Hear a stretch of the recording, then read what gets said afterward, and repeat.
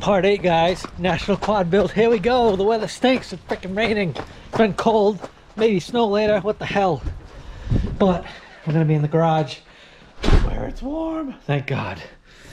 Show you guys where we're at. You guys have seen today.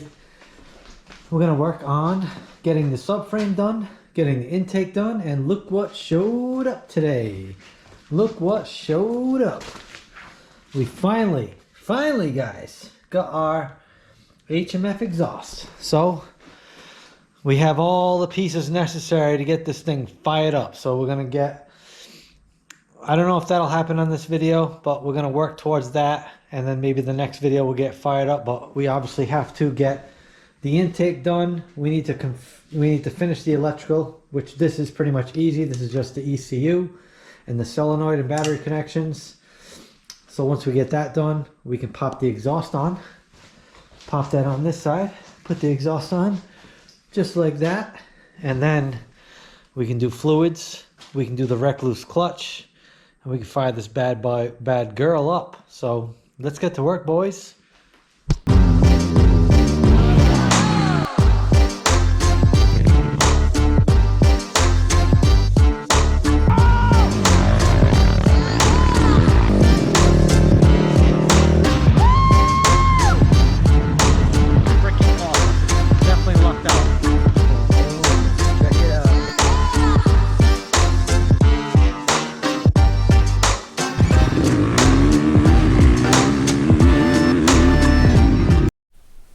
Alright guys, we're going to start off with the rear brake line. You can see I got the blued out rear brake line. Looks pretty killer. I have to apologize. Making this video, I was testing out a new wireless mic setup, and pretty much the whole, the first afternoon that I was filming, none of the audio came out. So I'm doing a voiceover on everything that was missing. So just keep that in mind. Definitely apologize for that. I think we got it figured out now. I didn't realize it till the next day when I went back and looked at some of the footage. So right now we're just getting 2 OEM banjo bolts for the brake line. We did use 4 brand new crushed washers. Which so I do have to get a new rubber boot for the brake line. I'll go to Ace Hardware. I think that's where I got them before. Grab those, throw them on there. Just popping these through, trying to get this brake line in place. Gotta kind of like twist it.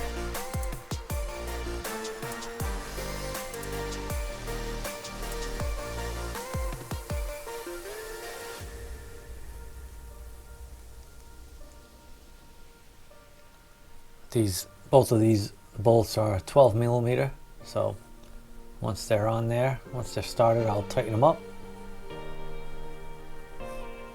That line looks sweet with the blue swing arm, I'll tell you that. It matches like almost perfectly.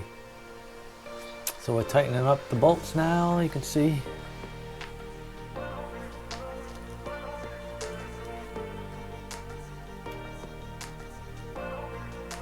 Tighten up the front bolt on the master cylinder.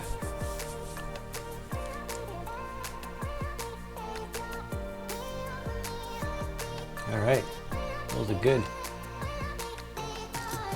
We will bleed that a little later in the video, show you guys that.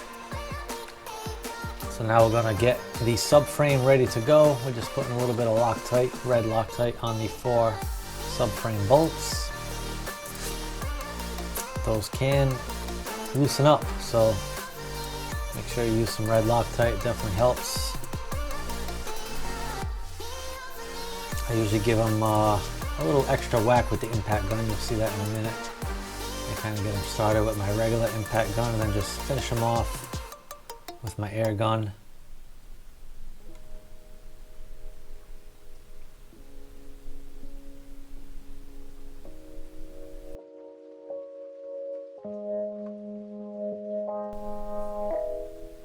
Just get them started here with the ratchet, and then we'll go to the other side and get those going. Throw a little Loctite on those.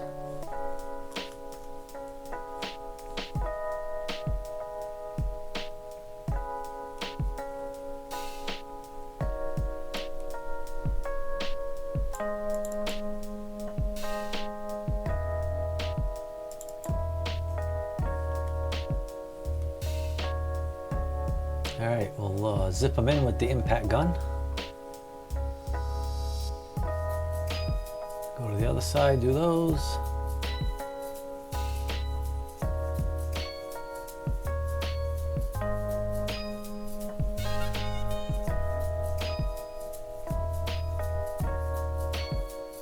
And then we'll finish them off with the air gun, like I said.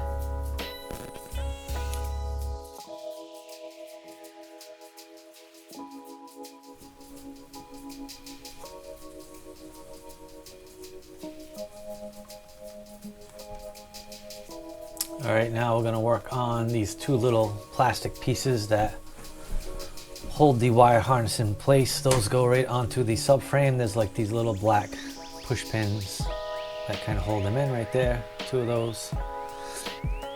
That holds the wire harness up in the back, and then the larger one is like it's more of like a guard in the front. So the wire harness rests against that and not the metal. And then it has like a little strap around it that it kind of holds it in place.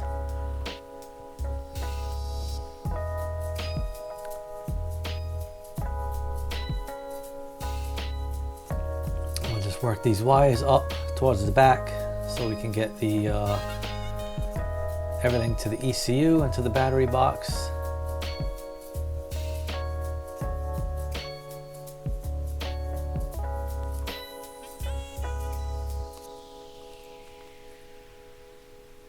You can see the practice quad in the background. I was just taking care of some tire issues that I had. I had a couple leaks, so we straightened those out. We fixed some of the balls in them, changed some of the rings, and I actually swapped out one rear rim. One of them just was not sealing, it's old, so we did that. Seems to be holding up just fine now.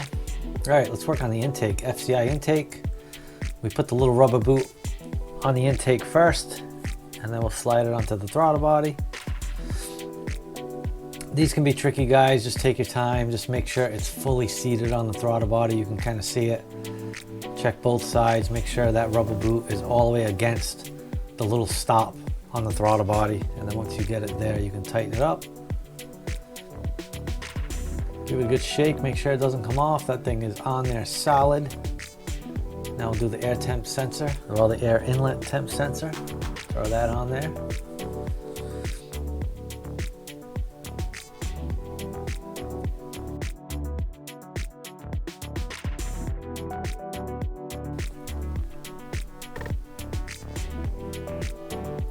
Get the box in place, the FCI box. Get these bolts out of the way quick.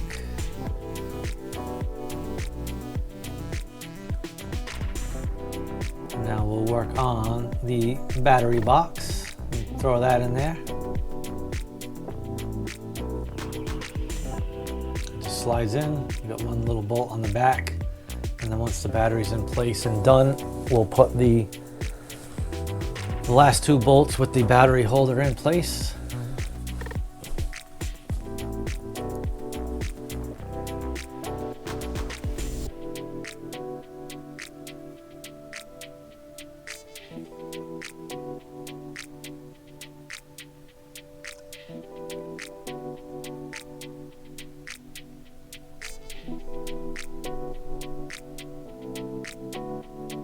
Now we can kind of just work our wires, make sure everything looks good. We get the solenoid wire, we get the starter wire. We'll finish those off after. We'll get this battery box locked down.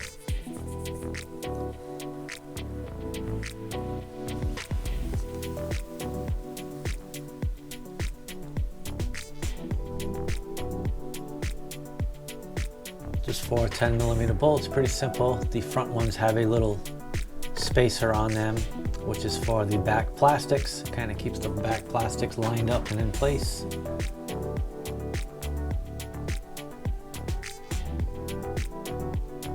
Give these a tightening.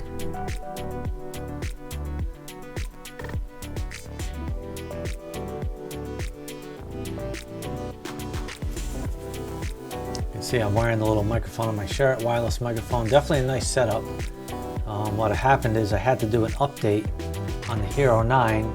I didn't realize till after I watched the YouTube video that the Hero 5, 6, and 7, and I believe 8 microphone adapter does not work with the Hero 9 without an update. So we did that, and we ran into another problem. I've been using the Purple Panda mic, inside my helmet for all that footage with the Hero 7, and that actually has like a little inline adapter for the Purple Panda mic to work. Well, I had that adapter in place, and what happens is it wouldn't allow the microphone that I was using to work. So I ended up figuring it out, but it took me a little time and all this footage to get to that point, but it seems to be good now. So we got a Vortex here. This mount stinks, throw that out. It's horrible. You want to get a cage. It's the Vortex cage right here. Jimmy Bortz got me this. He's going to be in the works of getting these made and sold with his kits and stuff. So if you guys want one, talk to him. These are solid. Been running these for quite a while. You still have access to your adjustments on the front of it, and it's kind of nice. You can mount it horizontally or vertically. I like it horizontally because the wire harness goes straight in, so there's no extra kind of crazy bend or curve, so it's kind of nice. Just another custom touch to my build with my harness. My harness is built for this direction specifically.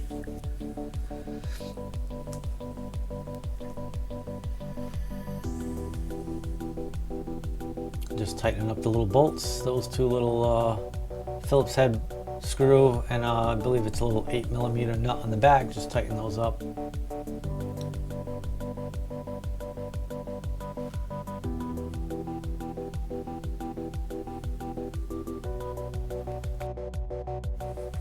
All right, now we can mount the Vortex onto the quad. It goes right on the back of the battery box, just like the stock one. Definitely a solid setup.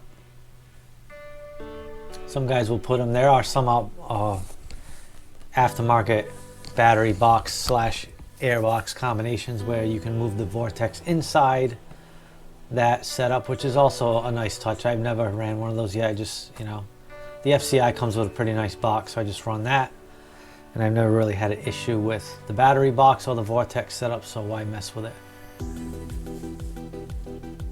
Now we can get our plug plugged in there, doing a little dielectric grease just like in all the other connections. Keep the moisture out and the dirt out. That'll plug right into the Vortex. You can see how it goes straight in, so my harness is actually just a little shorter versus the stock one. But this cage will work with a stock harness that has the option to flip over vertically. So either way, I just run it like that. It's much cleaner.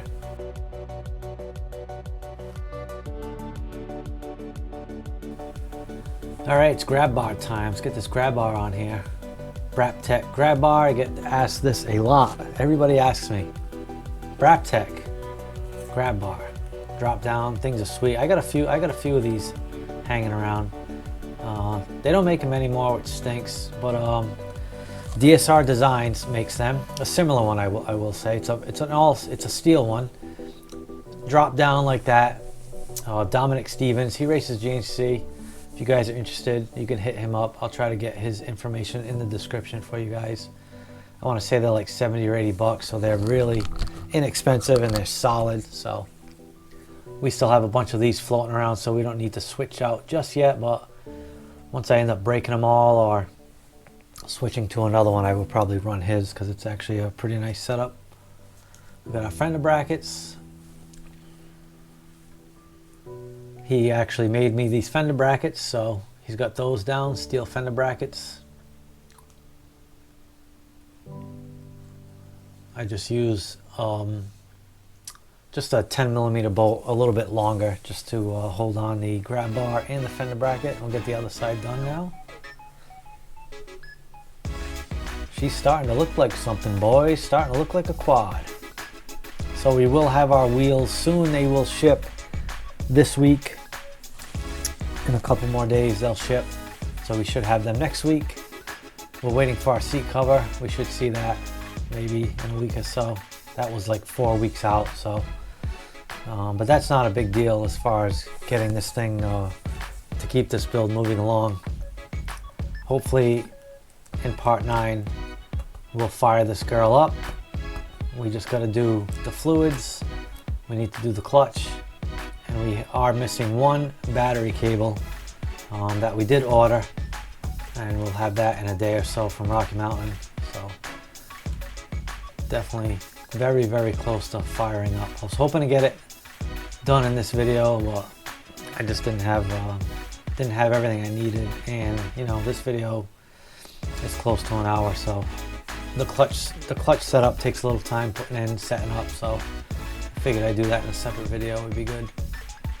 So we got these bar ends, so you don't get any kind of funky noises from your exhaust. Pop these in, just little plastic caps. All right, it's exhaust time, boys. Time for the exhaust. We put a fresh exhaust gasket in there, in the head. Get the header on here first. We'll kind of just throw this in loosely, and then we'll throw the muffler on. And then once we get all that in place, we'll get everything, all the bolts started, and then we'll go back and tighten everything up.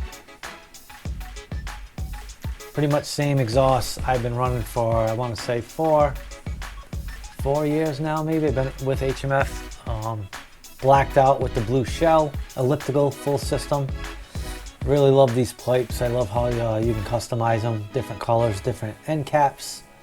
So I know I get a lot of people asking why I don't run Monster or RP or all those, but I'm very happy with the HMF. I'm not looking to be the loudest guy out there. So this exhaust is actually, it just takes care of everything I need for this build. It makes plenty of power too, so I'm not worried about that. I've had DASAs in the past, and you're honestly only going to gain, if that, a horsepower or so. It's not anything that you're going to notice. So with my setup, guys, HMF is going to give you 2 spacers, one for each bolt. I've gone over this before in previous exhaust installs. I run an extra spacer only because I'm running an aftermarket shock. So the spring is a little wider, so it rubs the header. So you got to make sure if you're running an aftermarket shock and or link, you're going to need extra spacers. Otherwise you'll wear a hole in your header, and you don't want that happening, so make sure you check that. We put 2 in each side, and we're going to have a nice clearance on the side of the spring. So I'll show you guys in a second. I'm just bending it down to make sure I'm good. Looks good. We'll tighten it up.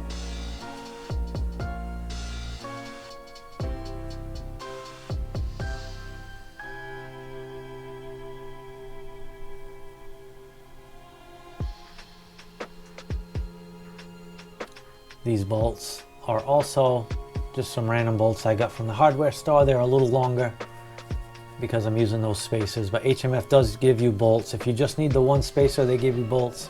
You can use those, but I got these. They're just a touch longer.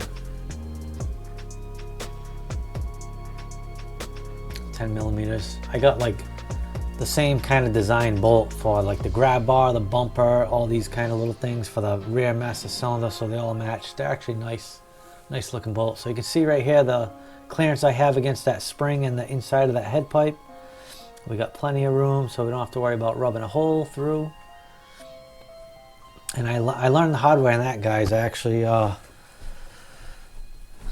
took some time, maybe a few rides, but then you hear an exhaust leak and you're thinking, hey, maybe the header's loose or something, and you check that and it's fine, and then you got to listen for it, and then eventually I found it. So it definitely stunk, but you gotta double check that if you're running an aftermarket spring, whether it's a whole entire shock or a revalve, because usually even the aftermarket ones, the springs are a little wider, I want to say. So we're just tightening up the little hose clamp for the exhaust for the muffler onto the header. Tighten that up, so I believe a number 5 Allen wrench.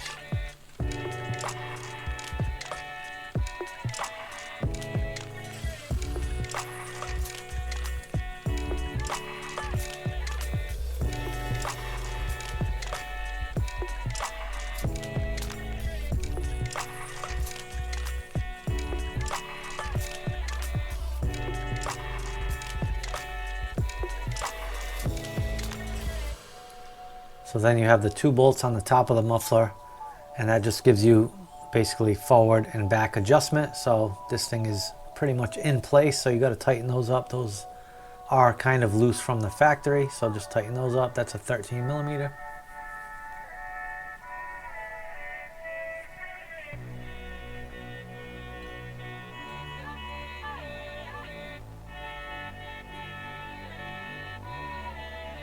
And we'll go ahead and tighten the header.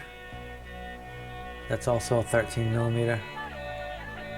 I use new bolts for these. I think the stock ones might be a 12, but these are some more random bolts I get from the hardware store.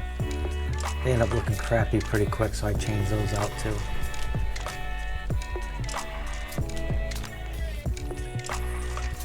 It's a good idea, guys, just after the first time you run a new exhaust, just go back, double check all your bolts, because it's going to heat up pretty good. So you may want to just give them another quarter turn or so, make sure everything's still nice and tight.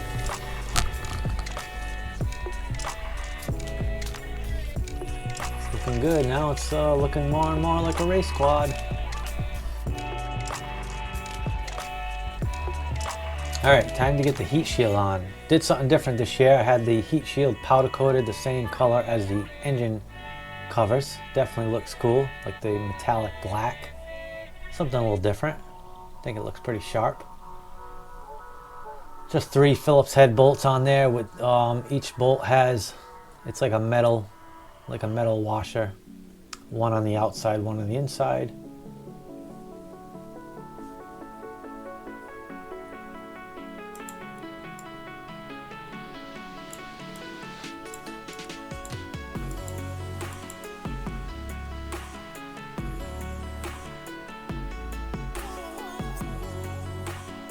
Just give them a little tighten with the impact gun.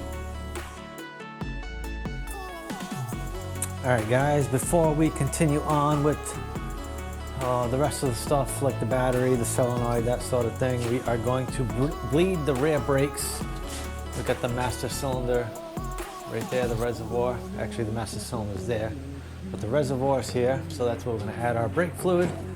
And then we just got the caliper in the back. We got our brake bleeding tool handy, so we're going to get that set up and bleed this quick. Should be pretty simple, much easier and quicker than the fronts. We'll hook our line up to that. We can fill this with fluid. We'll fill it right to the top, pump it up, wait till we see a nice clear stream of fluid, and then we'll just pump the pedal a little bit and build up some pressure. So crack the bleeder, guys. 8 mil. Crack that open and then stop pumping. Make sure you keep an eye on your fluid. You don't want to suck air in, otherwise you'll have to start over. So keep an eye on that fluid reservoir.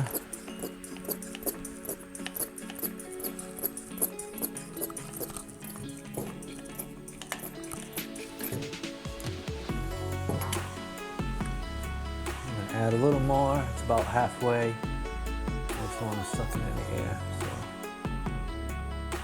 And this thing is bone dry, so it's definitely going to take.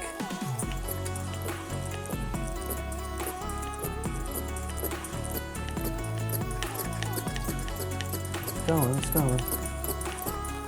Let's see the, oh, here we go.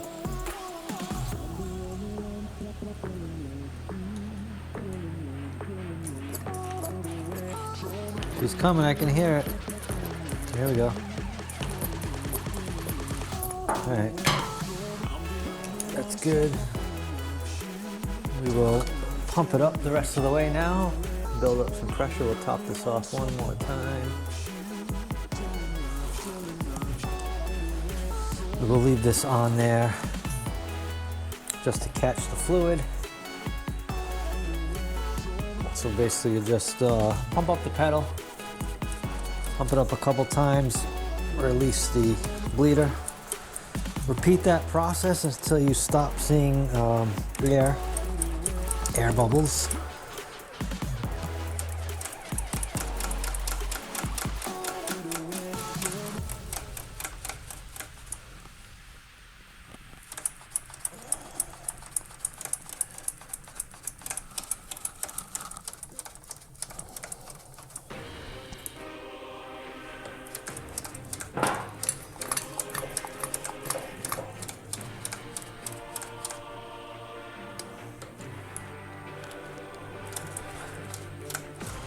Slowly but surely, she's going. There we go, starting to build up some pressure now. I can see a couple little air bubbles that last pass, so we should have almost all of it gone. Oh yeah, here we go, boys. We got some pressure building up. All right, we found the little rubber piece that goes inside with that little top cap that goes inside the cap. So we'll throw this on here. We're probably gonna have a little bit of fluid spill over, so we got a rag over here to catch it. Actually, nope, it's perfect. It looked like it was gonna spill over. All right, we'll give this a couple more pumps. Feels really, really good. You guys can maybe. Oh yeah, all right. All right, now we'll move on to finishing up the stuff in the battery box. All right, guys, we will start with putting the solenoid in place. Like I mentioned before, I do need another battery cable, but if I don't have that in time and I'm ready to start this thing, I don't think it's gonna happen in this video as much as I really want to get it going. I still got to do the clutch. I'd like to do the clutch in a separate video. Maybe do the clutch in a separate video and starting it with the fluids. I think that'll make a good video because the clutch is going to take a little bit of time. So I don't want that video to be super, super long, but we'll get it ready. And then that's all we can do. So we got the solenoid in right here. So I'm basically missing this small little wire that goes to the battery. So we did order on Rocky Mountain. We'll have it Tuesday. But that's all we can do at this point is just wait. So we need to get our battery. We'll set our battery up. Use the Shorai lithium batteries. Had good luck with these things. Well, obviously this battery is much, much smaller than stock. We got 210 amps. These things are solid, but you can see this thing goes. All right, so we do have a foam kit to build up the battery so it fits snugly. You're gonna use basically the thickest piece in the box for the bottom. You just cut it to length and you can stick it right to the bottom. And then we're gonna put a couple pieces on the sides, the front side and the back side, so the battery doesn't move forward or back. You can see right here, we're gonna put one of those on the front too. And then this thing will be nice and snug. It's not going to move anywhere. And then once we put that top clamp on, it will be nice and snug. Just peel this off, stick it on. Pretty simple. And I'm just going to add one more to the back side too. So right there. All right, guys. So this kit is very, very simple. So basically what you have is this is for the kicker battery. That's the actual battery that supplies the extra 12 volts to the starter. That's this guy. This kit is all from B&R. The battery and this little pigtail harness he made. So I'll show you the battery. This stupid sticker on it, man. What the hell? I don't like that.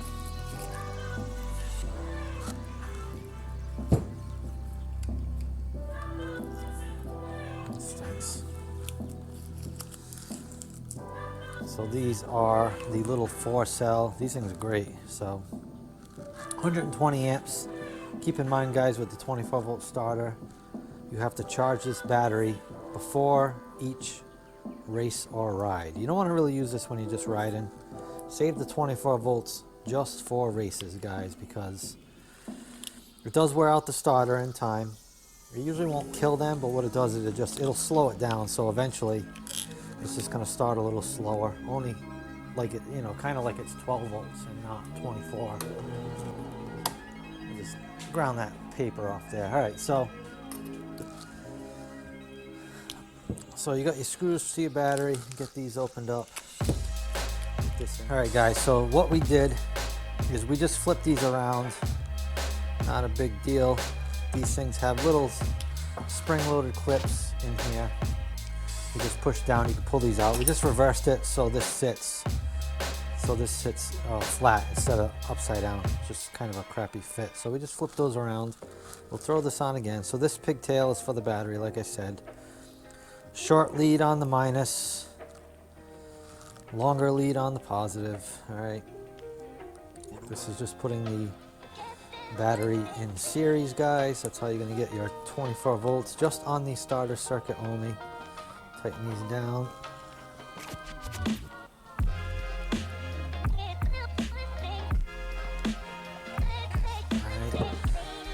So guys, just keep in mind you do have to charge this battery before every race, right? So keep that in mind. It will last the whole race. Well, unless you have some kind of an issue where you're cranking and cranking and cranking, it can die. But you don't have to worry, because that's what this guy is for. This is the jumper. So basically, this is your 24 volt setup. So what you'll do is you'll remove your starter wire off the solenoid and connect this guy. And then when you take that out, you'll take out your starter wire, you will cut it, and you will put this little crimp on there. And then that guy will plug into this, and that completes your circuit. So that goes on there, just makes a circle kind of. It goes through the battery and then back to the starter, right? So when you unplug this and you plug this guy back in, that's just a jumper. That gives you your 12 volts, your normal starting, which you can keep it like that for the most part and just use the 24 volt for racing. So let's go on the quad and we'll show you how to hook this up. All right guys, before we do get to the quad, we're just gonna get this connector ready. We're gonna fill it with some solder. This way we can just heat it up and we'll be good to go. Let's see if my thing is gonna work over here. I think we need to fill it. Look at that, this thing's awesome. Mini torch. So we'll fill this up like, not the whole way, but just a little over half is usually enough.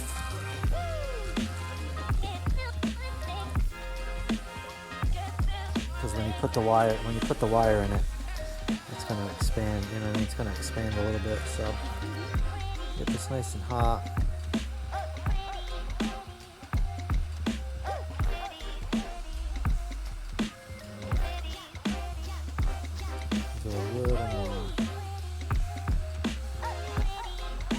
That's good. All right, you guys can probably, I don't know if you can see that, but that's in there. We'll let that cool down. So this is our negative wire. That's going to go there. This is also, so what Jimmy Bortz does is he, instead of how you have this little pigtail on the harness that plugs in, it's just a ground, he makes this connector that goes on the battery. It's much better than this. It can never become unplugged, which is nice. So the guy we want is this guy right here, starter wire. And you're gonna save this rubber boot. You're gonna put this back on the other connector so it's a nice fit. So basically you just slide this down, slide it down, get that out of the way. And you will cut this off like that. You're gonna take this, because we're gonna put this on the other connector. We'll get our wire stripped.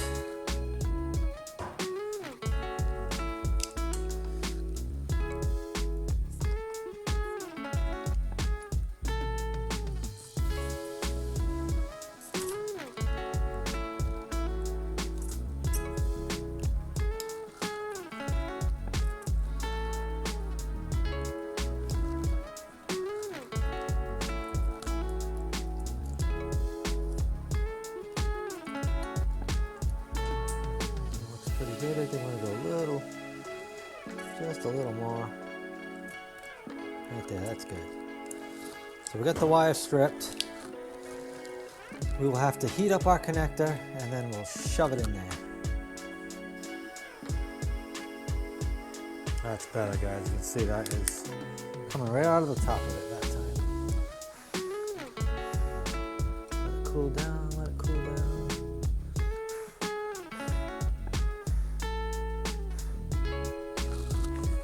Now normally I would put a little bit of heat shrink on the end of that, but I don't think I have any. You can see B&R's ends are nice with the heat shrink. I don't have anything large enough. That's something else I need to pick up, but for now we'll just throw a little bit of electrical tape around it, and then we can always do that after once we make a trip to the hardware store. Water out of here.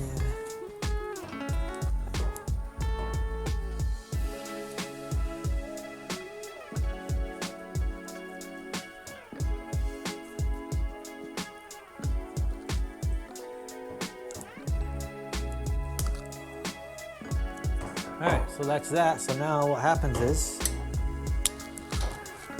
you plug this guy into the other end of this. You can see kind of how it goes. You just follow how that one looks. It kind of goes this jaw up like that. You slide it in. You'll hear it snap in. You can give it a tug, make sure it's good. And then what you do is you will tie this on to the solenoid, but we're gonna put that boot on first. Now this will be a little tricky. It'll fit, you just gotta work it. Actually, the way to do it, I'll show you a trick, guys. I'll show you a trick. Now you don't have to put this boot on, I just like to. It just helps keep dirt out of the connection. So what we'll do is we'll loosen this one up, we'll pop it out because the rubber will slide easier on that than it will on this other connector, this ring connector. So you kind of just shove that in there, press it down, and then you can pull this out.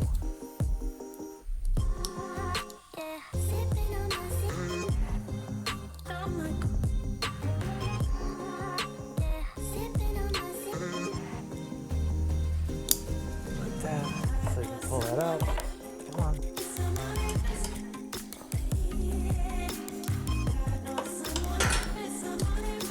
Alright, so this will be much easier with that, guys. So this you can just kind of bend it and slide it. There's a little bit of rubber there, but you know, we'll put a little bit of get rid of that. Just like that.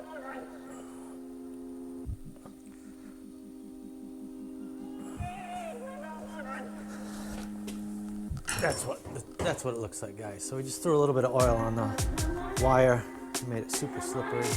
We use soap, oil, just clean it up after. And now we got our nice rubber boot back on there to protect that connector from the elements. All right, and we can just shove this guy back in there like so. And now we'll connect that onto the solenoid. The bolt, obviously if you guys are taking this apart, you'll see it's the bolt closest to that battery. The one that's closest to the exhaust, that's the main power line, so you don't want to use that one. Alright, so we'll get, where did that thing go?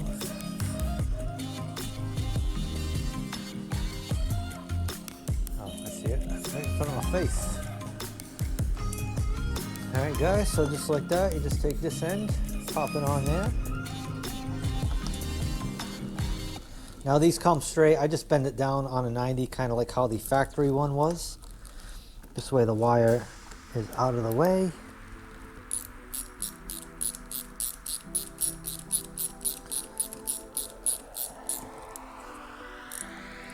Tighten her up, put the rubber boot on there, and you are good to freaking go for 24 volts. We can put this connector on there.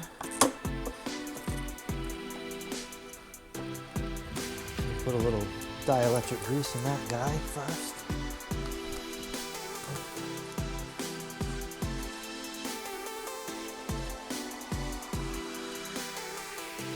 Good.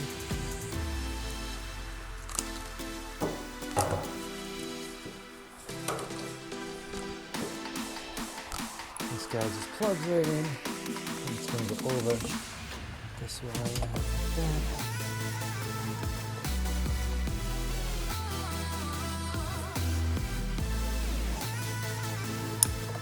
That guy, there's a little clip on the airbox, you can clip that in. Alright, this thing is looking solid. Now, I'll show you.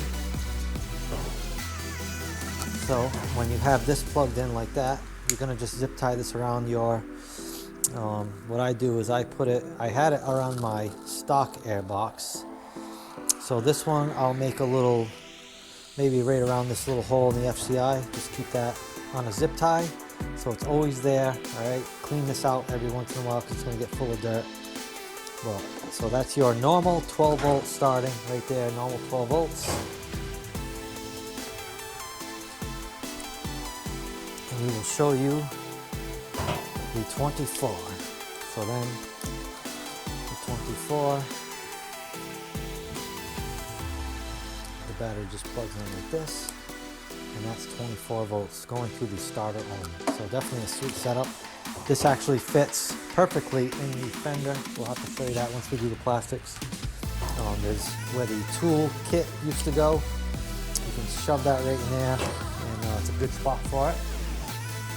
So we will just tidy up. We'll get this ground cable done, and we'll be good to go. So we can chop this off. We don't need this because we got that other bracket, that other ring terminal that Jimmy made on this guy, so we don't have to worry about that. We just put a little tape over this, so keeps the corrosion out.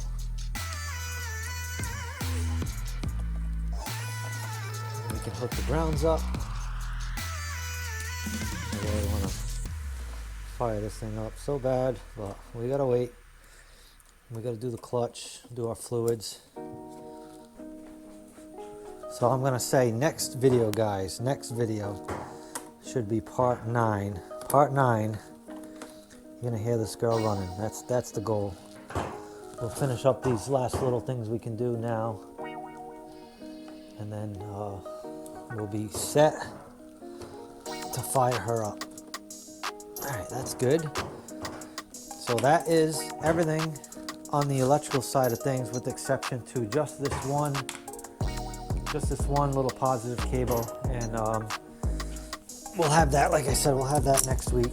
We can get that taken care of, pop that in, and then I think it'll work out timing wise where we'll have everything else we need done to fire this girl up. So we'll have the clutch done. That's pretty much all we gotta do. We just gotta do the clutch, throw the fluids in her, and she is good to go. So we got a couple of the little miscellaneous things we can do, and that'll wrap up part 8 for today. So let me get this girl up. All right, so we can put on this little cover that goes under the subframe. We'll put that on, wrap that up. We got everything nice and zip tied under here, the whole harness all the way back. It looks really, really good.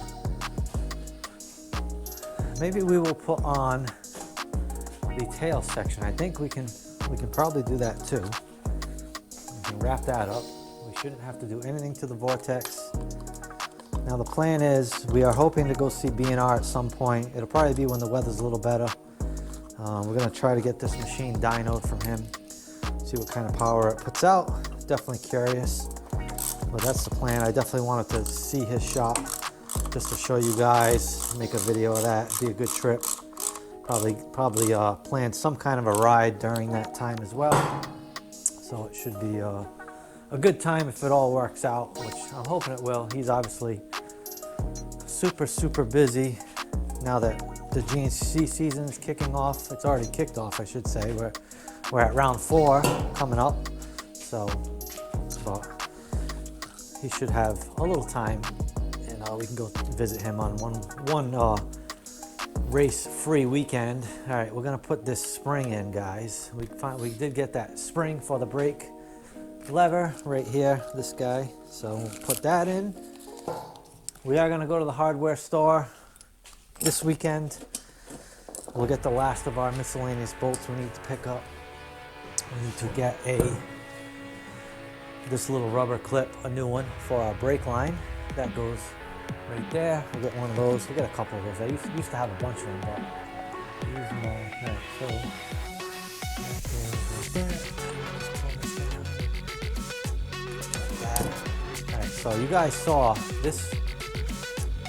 This is with the mainspring on and the Fastco spring. I mean, this thing returns super fast. It's awesome. So definitely love that. I think that is going to be it for this video, guys. I really think. All right, guys, that is a wrap for part 8, part 9. this girl is going to be running. So stay tuned for that. We'll do the recluse, we'll do the fluids, we'll get this last battery cable in, and that's all we got to do. So we did just throw the tail light on, tail light assembly. I mean, that's not a big deal, so we didn't film that, but there she is. So now the rear end really looks complete. Wheels, the wheels will ship next week, so we should see those soon, and then we can get all the tires done, tire balls, the rims. We got some brand new hypers coming. We got some tires there, got our tire balls there. We are waiting on our Quad-Tech seat. That should ship who knows when. They said they were like 3 or 4 weeks out, so I think I'm close to that time frame, but obviously that's not a huge deal that we don't have that yet. We'll do that when it comes. After we get this thing running, we can probably finish up the handlebars, get our guards on there, Power Med hand guards, get our wraps on there, and then we can throw the plastics on this thing. That'll definitely make it look like a quad. So graphics, we did get the proof in. We're just going to go over that, make sure all our sponsors are on there, make sure everything looks good, and then we can approve those, and we'll probably have those in a couple weeks. So it's definitely coming together, guys. We have about a month and a half before round 1 of the Naoya series, so it's crunch time. We need to get this thing done, running, tested, so she's ready for round 1. So that's the plan. As always, guys, I hope you enjoyed this video. Give me some likes on this video. That helps me a ton. And drop some comments. Let me know what you think. And we'll see you on the next one. All right? Peace.